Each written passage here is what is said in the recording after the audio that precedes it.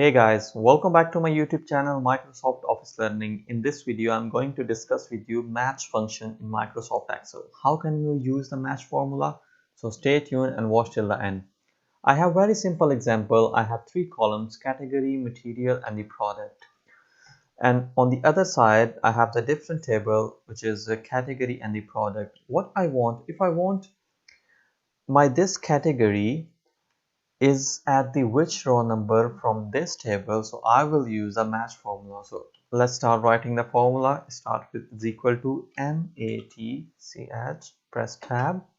Very first thing is lookup value. What is my lookup value? My lookup value is from this column, from the category column. Click on this cell and then comma.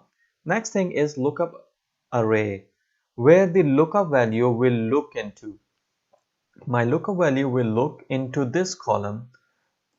From this table, I select all this range and then press F4, then comma. Last thing is, do you want the exact match, less than or greater than? I want the exact match. Press tab, close off bracket, and then press enter. So it's showing me 1.